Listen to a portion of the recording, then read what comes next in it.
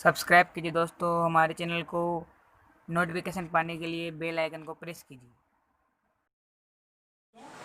हम आज कक्षा 6 के लिए विषय गणित और इसकी प्रश्नावली नंबर 2 पढ़ेंगे, जिसका नाम है पूर्ण संख्याएं। तो पूर्ण संख्याओं के बारे में जानने के लिए पहले हमें प्राकृत संख्या आनी चाहिए। अब प्राकृत संख्या क्या होती है? प्राकृत संख्या अपन जो भी संख्याएं पढ़ते हैं वो सब प्राकृत संख्याएं होती है। जैसे 1 से लेकर अनंत तक चलने वाली संख्याएं प्राकृत संख्याएं कहलाती है। इसमें न तो शून्य शामिल होगा, न ही इसमें माइनस वाली संख्याएं शामिल होगी। प्राकृत संख्या में सिर्फ प्लस वाली संख्याएं ही आएंगी। जैसे 1, 2, 3, 4, 5 ये कहीं तक भी हो सकती है, अनंत तक। अब यदि अपन प्राकृत संख्याओं में जीरो को भी शामिल कर दें तो वो क्या कहलाती है? पूर्ण संख्याएं। तो पूर्ण संख्याएं देखिए यहाँ पर, यदि प्राकृत संख्याओं में शून्य को शामिल कर लिया जाए तो वह पूर्ण संख्याएं कहलाती है। अब देखो प्राकृत संख्या ये 1 से लेकर अनंत तक थी, ये देखो 1 से लेकर अनंत तक वापस प्राकृत संख्या है। इसमें मैंने किसको शामिल कर दिया? सिर्फ जीरो को। तो जीरो को शामिल करने पर ये क्या बन जाएगी? पूर्ण संख्याएं। अब संख्याओं के बारे में आप जान ही गए, पूर्ण संख्याएं क्या होती है? जीरो से लेकर अनंत तक चलने वाली संख्याएं क्या कहलाती है? पूर्ण संख्याएं। अब अपन पढ़ेंगे पूर्ववर्ती और परवर्ती। अब नाम में आपको पता चल रहा होगा पूर्ववर्ती। तो पूर्ववर्ती का मतलब क्या होता है? पहले का। पूर्व का मतलब क्या होता है? पहले वाला। मतलब आपसे कोई पूछ ले कि 15 का पूर्ववर्ती क्या है, तो 15 का पूर्ववर्ती निकालने के लिए 15 में से 1 घटा दो तो कितना बचेगा? 14। अब इसी प्रकार आपसे कोई पूछ ले कि 27 का पूर्ववर्ती क्या है, तो 27 में से कितना घटा देंगे अपन? 1 घटा देंगे तो कितना बच जाएगा? 26। मतलब पूर्ववर्ती का मतलब होता है कोई भी संख्या आपको दे दे उसमें से 1 घटा के लिख दो, वही उसका पूर्ववर्ती होता है। इसी प्रकार परवर्ती। परवर्ती का मतलब क्या होता है? पर का मतलब आगे वाला। तो परवर्ती का मतलब होता है, जैसे आपसे कोई पूछ ले 15 का परवर्ती क्या है, तो 15 में 1 जोड़ दो तो कितना आ जाएगा? 16। आपसे कोई पूछ ले 56 का परवर्ती क्या है, तो उसमें 1 जोड़ दो तो क्या आ जाएगा? 57। तो आप अब इसको नोट कर लीजिए। हाँ, तो अब हम पूर्ण संख्याओं को संख्या रेखा पर जोड़ना और घटाना सीखेंगे। तो पहले तो आप संख्या रेखा देख लीजिए। संख्या रेखा क्या होती है? पूर्ण संख्या कहाँ से प्रारंभ होती है? जीरो से प्रारंभ होती है। अब जीरो से प्रारंभ होगी और अनंत तक चलती है, तो संख्या रेखा कैसे बनाएंगे? एक रेखा खींच दीजिए, खींच दी, उस पर जीरो से संख्याएं डाल दीजिए। तो सर्वप्रथम पूर्ण संख्याओं में जीरो आता है, तो ये जीरो 1, 2, 3, 4, 5, 6, ये आगे मैंने तीर का चिन्ह बना दिया, मतलब आगे कहीं तक भी जा सकती है। तो संख्या रेखा क्या होती है? एक रेखा खींच दीजिए, उस पर नंबर डाल दीजिए। नंबर का मतलब 0, 1, 2, 3, 4, 5, 6 ये कहीं तक भी डाल सकते हो आप। अब संख्या रेखा पर योग। योग का मतलब होता है जोड़ना। आप संख्या रेखा पर संख्याओं को कैसे जोड़ते हैं? जैसे मैंने एक उदाहरण लिया, 3 में 4 जोड़िए, तो संख्या रेखा पर जोड़ना है। तो पहले तो संख्या रेखा बनाओ। ये संख्या रेखा बना दी मैंने, ये संख्या रेखा बना दी। संख्या रेखा पर देखो मैंने जीरो से नंबर अंकित कर दिए हैं। 0, 1, 2, 3, 4, 5, 6, 7, 8, 9। अब अपन को किसमें कितना जोड़ना है? 3 में 4 जोड़ना है अपन को। तो सबसे पहले 3 पे आगे खड़े हो जाओ आप। ये 3 पे खड़ा हो गया मैं। अब अपन को कितना जोड़ना है? 3 में 4 जोड़ना है। तो 4 कैसे जोड़ेंगे? 3 से 4 कदम दाईं ओर चलिए। जोड़ने का मतलब किधर चलना है अपन को? दाईं ओर, इधर की साइड। तो देखिए 4 कदम चलेंगे। पहला कदम, फिर दूसरा कदम, फिर तीसरा कदम, फिर चौथा कदम। कहाँ पर पहुंचे अपन? 3 में 4 जोड़ना है, तो 3 से अपन 4 कदम चले। पहला कदम, दूसरा कदम, तीसरा कदम, चौथा कदम। तो कहाँ पर पहुंच गए अपन? 7 पर। तो 3 में 4 जोड़ा, ये 3 + 4 किया तो कितना आया? 7 ही आता है। अपन भी जानते हैं 7 आता है। मतलब संख्या रेखा पर कैसे जोड़ना है? ऐसे जोड़ना है। अब कोई आपसे बोल दे संख्या रेखा पर व्यकलन कीजिए। व्यकलन का मतलब होता है घटाना। कोई आपसे बोल दे संख्या रेखा पर संख्याओं को घटाइए। अब मैंने सवाल दे दिया 8 में से 3 घटाइए, तो वही संख्या रेखा बना दो वापस। ये संख्या रेखा बना दी मैंने। जीरो से नंबर डाल दो। 0, 1, 2, 3, 4, 5, 6, 7, 8, 9, 10। इधर ये आगे तीर का चिन्ह बना दो, मतलब आगे कहीं तक भी जा सकते हैं, ये अनंत तक। अब 8 में से कितना घटाना है अपन को? 3। तो जोड़ने पर तो अपन क्या करते हैं? दाईं ओर चलते हैं। दाईं मतलब इस साइड पे, बढ़ती साइड पे। और घटाने में क्या करेंगे अपन? बाईं ओर चलेंगे। बाईं ओर मतलब उल्टी साइड पे चलेंगे। अब देखो 8 में से 3 को घटाना है, तो 8 पे खड़े हो जाओ। ये हो गए खड़े अपन। अब 3 घटाना है, मतलब 3 कदम बाएं ओर चलिए। तो 3 कदम बाएं ओर चलेंगे, ये पहला कदम, ये दूसरा कदम, ये तीसरा कदम। तो अपन कहाँ पे पहुंच गए आगे? 5 पे। मतलब 8 में से 3 घटाया तो कितना बचा? 5। 5 ही बचता है। ये संख्या रेखा में भी 5 ही आ रहा है, मतलब संख्या रेखा अपन ने जो बनाई वो सही है। तो अब आप इसको नोट कर लीजिए। हाँ, तो अब हम संख्या रेखा पर गुणा करना सीखेंगे। इसको ध्यान से सीखना, यही इंपॉर्टेंट चीज है। मैंने बोला 4 को 3 से गुणा कीजिए। तो 4 को 3 से गुणा करेंगे तो अपन को पता है कितना आता है, 12 आता है। लेकिन अपन को इसका मान संख्या रेखा पर निकालना है। अब संख्या रेखा पर कैसे मान निकालेंगे? देखो, आगे 4 है, पीछे 3 है। आप कैसे भी कर सकते हो, या तो 4 मात्रक का 1 कदम चलिए, या फिर 3 मात्रक का 1 कदम चलिए।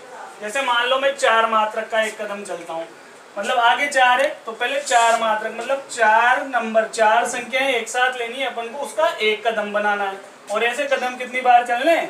3 बार चलने हैं। तो देखिए, ये 4 संख्याओं का 1 कदम हो गया। 0 से 1, 2, 3, 4, 4 संख्याओं का 1 कदम हो गया। इसी प्रकार अगला कदम भी 4 संख्याओं का ही रखना है। और ऐसे कदम कितने रखने हैं अपन को? 3 कदम चलने हैं। तो ये दूसरा कदम चला मैं, तो दूसरा कदम कहाँ आगे पहुंच गया? 4 संख्याओं का। देखिए यहाँ से 1, 2, 3, 4, 4 संख्याओं का 1 और कदम हो गया। फिर अपन को क्या करना है? 1 और कदम चलना है अभी, क्योंकि 4 को किससे गुणा करना था? 3 से। तो 3 कदम चलने थे। ये तो पहला कदम, ये दूसरा कदम। इसी प्रकार यहाँ से चले, ये तीसरा कदम। 4 संख्याओं का गिन लीजिए, 4 संख्याओं का ये क्या? 1, 2, 3, 4, 4 संख्याओं का ये। तो अपन ने देखो 4 को 3 से गुणा किया तो कितना आता है? 12। यहाँ भी कितना आ रहा है? 12। मतलब संख्या रेखा पर गुणा करना है। ये सब अपन को पता है, इसे बस संख्या रेखा पर नंबर डाल दीजिए। आगे 4 है तो देखिए 4 संख्याओं का 1 कदम ले लीजिए, 3 बार चल लीजिए। तो ये 4 संख्याओं का 1 कदम ले लिया, ये 3 बार चल लिए। अपन कहाँ पहुंच गए? 12। यदि आप इसको ऐसे नहीं करना चाहो, आप सोचो कि भाई मैं तो 3 संख्याओं का लूंगा 1 कदम, तो 3 संख्याओं का ले लीजिए। अब मैं इधर से बता देता हूँ। मान लो ये 3 संख्याओं का 1 कदम लिया, तो पहला कदम कहाँ आगे पहुंचे? 3 पर। ये 3 संख्याओं का ले लिया 1 कदम। अब कितनी बार चलना पड़ेगा अपन को? 4 बार चलना पड़ेगा। तो ये पहला कदम चल लिए 3 का। अब दूसरा कदम चलिए, दूसरा कदम कहाँ पहुंच गए? 6 पे। तीसरा कदम चलिए, कहाँ पहुंच गए? 9 पे। अब चौथा कदम चलिए, चौथा कदम कहाँ के पहुंच जाएंगे? वापस 12 पे। तो आप इसको कैसे भी करो, आंसर सेम ही आएगा। इसको नोट कर लीजिए। हाँ, तो प्रश्नावली 2.1 पर आ जाइए। क्वेश्चन नंबर 1 है, 10,999 के बाद अगली 3 प्राकृत संख्याएं लिखिए। मतलब 10,999 के बाद अपन को 3 संख्याएं लिखनी है। इसके आगे 3 संख्याएं कौन सी आएगी? तो 10,999 के बाद 11,000, 11,001, 11,002। फिर उसने बोला है 10,001 से ठीक पहले 3 पूर्ण संख्याएं लिखिए। तो 10,001 से ठीक पहले क्या आएगा? 10,000, उससे ठीक पहले 9,999, उससे ठीक पहले 9,998। क्वेश्चन नंबर 3 में पूछा है सबसे छोटी पूर्ण संख्या क्या है? सबसे छोटी पूर्ण संख्या अभी जस्ट अपन देखी थी अपन ने, 0 होती है। 0 से पहले कुछ होता है क्या पूर्ण संख्या में? कुछ भी नहीं होता। तो सबसे छोटी पूर्ण संख्या क्या हो जाएगी? 0। अब क्वेश्चन नंबर 4 आपको करना है। क्वेश्चन नंबर 4 है 32 और 53 के बीच में कितनी पूर्ण संख्या है? तो ये संख्या आपको गिन के लिखनी है। 32 और 53 के बीच में कितनी पूर्ण संख्या है? क्वेश्चन नंबर 5 पे आ जाइए। क्वेश्चन नंबर 5 में बोला है निम्न की परवर्ती संख्या लिखिए। परवर्ती का मतलब थोड़ी देर पहले समझाया था मैंने, किसी संख्या में 1 जोड़ के लिख देना। तो परवर्ती संख्या मैंने एक ही क्वेश्चन लिया है, यहाँ पे 4 क्वेश्चन दिए हुए हैं इसके। क्वेश्चन नंबर 5 के 3 क्वेश्चन आपको घर पे करने हैं, 1 क्वेश्चन मैं बता रहा हूँ। तो ये दिया हुआ है उसने, इसकी परवर्ती संख्या लिखनी है अपन को। तो परवर्ती संख्या लिखने के लिए इस संख्या में क्या जोड़ दें?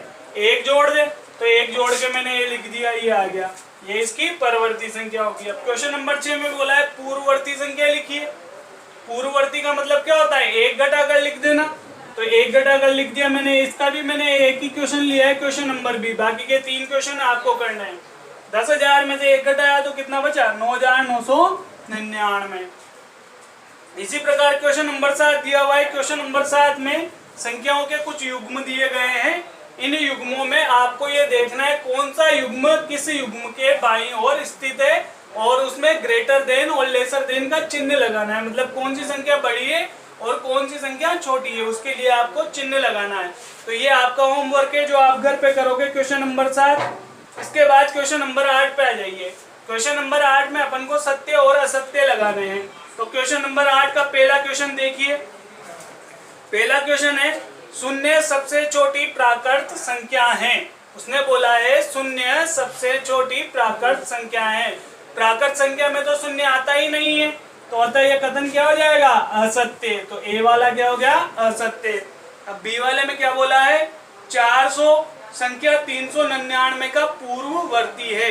तो 399 का पूर्ववर्ती क्या होता है बताओ। 399 का पूर्ववर्ती होता है 398। पूर्ववर्ती का मतलब एक संख्या घटा देना। तो 399 में से एक घटाएंगे तो 398 आ रहा है, लेकिन वो तो 400 का बोल रहा है, तो मतलब असत्य। अब इसी प्रकार सी वाले पे आ जाइए। सी वाले में क्या बोला है, शून्य सबसे छोटी पूर्ण संख्या है। तो शून्य ही होती है सबसे छोटी पूर्ण संख्या, तो मतलब ये सत्य है। डी वाले पे आ जाइए। डी में बोला है 600 संख्या 599 का परवर्ती है। 599 का परवर्ती क्या होता है, 600 ही होता है। 599 में एक जोड़ दीजिए 600 आ जाएगा, तो होता है ये कथन भी क्या हो जाएगा, सत्य। ई वाले पे आ जाइए। ई वाला दिया हुआ है सभी प्राकृत संख्याएं पूर्ण संख्याएं हैं। अब सभी प्राकृत संख्याएं कहाँ से स्टार्ट होती है, एक से लेकर अनंत तक चलती है प्राकृत संख्या। यही पढ़ा अभी तक अपन ने। अब उसने बोला सभी प्राकृत संख्याएं पूर्ण संख्याएं हैं। तो देखिए पूर्ण संख्याएं कहाँ से चलती है, 0 से। मतलब प्राकृत संख्या तो सिर्फ 1 से चलती है, और पूर्ण संख्या 0 से चलती है। मतलब पूर्ण संख्याओं में प्राकृत संख्याएं भी आती है। तो अतः यह कथन क्या हो जाएगा, सत्य हो जाएगा। इसी प्रकार एक वाला देखिए, सभी पूर्ण संख्याएं प्राकृत संख्याएं हैं। अब सभी पूर्ण संख्या है तो ये 0 से प्रारंभ हो रही है। उसने बोला है सभी पूर्ण संख्याएं प्राकृत संख्या है क्या। तो देखिए प्राकृत संख्या तो 1 से चालू होती है, लेकिन पूर्ण संख्या 0 से चालू होती है। तो सभी पूर्ण संख्या प्राकृत संख्याएं नहीं हो सकती है, तो यह कथन क्या हो जाएगा, असत्य। जी वाले पे आ जाइए। 2 अंकों की पूर्ण संख्या का पूर्ववर्ती एक अंक की संख्या कभी नहीं हो सकती है। तो उसने बोला है 2 अंकों की कोई संख्या है, उसका पूर्ववर्ती एक अंक की संख्या कभी नहीं हो सकती।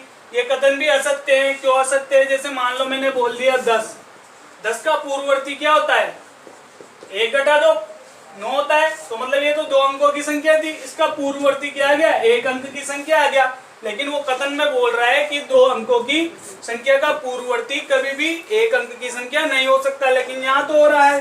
तो ये कथन भी क्या हो जाएगा, असत्य हो जाएगा। अब इसी प्रकार एच वाला देखिए। एच में एक सबसे छोटी पूर्ण संख्या है। तो सबसे छोटी पूर्ण संख्या क्या होती है, 0 होती है। उसने बोला है 1 है, तो ये भी क्या हो जाएगा, असत्य। इसी प्रकार अगले पे आ जाइए। एच के बाद आई वाले पे आ जाइए। प्राकृत संख्या 1 का कोई पूर्ववर्ती नहीं होता। तो प्राकृत संख्या सबसे छोटी प्राकृत संख्या 1 ही है, उसका कोई पूर्ववर्ती कैसे होगा, 1 में से अपन 1 को घटाएंगे तो 0 आएगा। 0 तो पूर्ण संख्या होती है, प्राकृत थोड़ी होती है। तो ये कथन क्या है, सत्य है। तो जे वाले पे आ जाइए। पूर्ण संख्या 1 का कोई पूर्ववर्ती नहीं होता। तो पूर्ण संख्या 1 का पूर्ववर्ती कैसे नहीं होता, 1 के पहले 0 आता है, 1 में से 1 घटाते 0 आता है, पूर्ण संख्या में 0 शामिल है। अतः यह कथन क्या हो जाएगा, असत्य। के वाले पे आ जाइए। पूर्ण संख्या 13 संख्याओं 11 और 12 के बीच में स्थित है। तो 11 और 12 के बीच में 13 आता है क्या, नहीं आता। तो यह कथन असत्य है। इसी प्रकार एल वाले पे आ जाइए। पूर्ण संख्या 0 का कोई पूर्ववर्ती नहीं होता। तो पूर्ण संख्याओं में 0 से पहले कोई संख्या होती है क्या, नहीं होती। तो अतः उसका पूर्ववर्ती नहीं होगा। तो ये कथन क्या है, सत्य है। अब एम वाले पे आ जाइए। 2 अंकों की संख्या का परवर्ती सदैव 2 अंकों की एक संख्या होती है।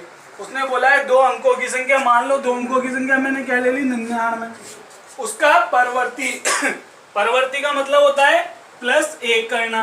तो देखो 99 में 1 जोड़ा तो कितना हो गया, 100। अब देखो ये तो 2 अंकों की संख्या है, ये कितने अंकों की आएगी, 3 अंकों की। लेकिन वो क्वेश्चन में क्या बोल रहा है, 2 अंकों की संख्या का परवर्ती सदैव 2 अंकों की एक संख्या होती है। यहाँ पे तो 3 अंक की भी हो रही है। तो यह कथन क्या हो जाएगा, असत्य। अब आप सब इन सबको नोट कर लीजिए। नोट करने के बाद ये एक्सरसाइज 2.1 पूरी हो गई है।